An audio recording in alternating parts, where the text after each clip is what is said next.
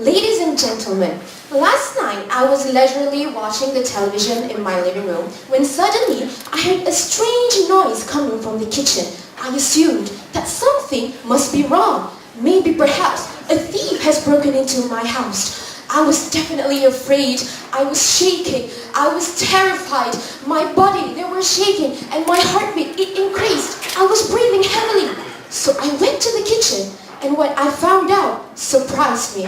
Hello and good morning, I bid to all. So some of you might have assumed that the topic today will be the fight or flight response. For those who haven't assumed it yet, the situation that you witnessed just now is an example of a fight or flight response. So what I'm going to tell you today is what is a fight or flight response and the characteristics of it. So the fight or flight response is when your body gets ready to either fight or flight when you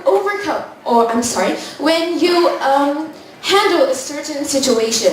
So your body will undergo a few changes by releasing stress hormones, which are adrenaline, noradrenaline, and cortisol, to overcome the stressful situation. So the characteristics of a fight or flight response.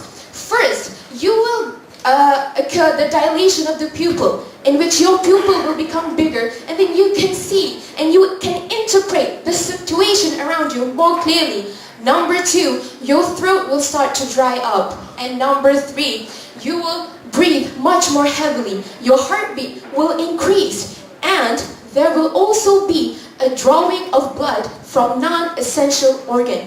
What I mean is that in terms of fight or flight response, the non-essential organ is an organ that is considered not functioning or not important in that response.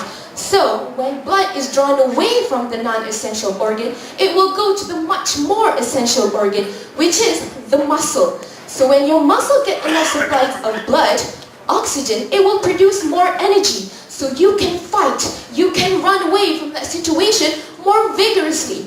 So in terms of fight or flight response, the non-essential organ would be such as the skin. So when blood is drawn away from your skin, that's why you turn pale.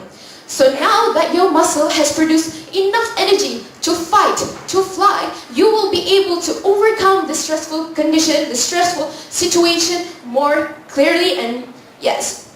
So to conclude, the fight or flight response is very important to ensure our survival in overcoming a situation. So I hope that you appreciate your body as it is definitely amazing. Thank you.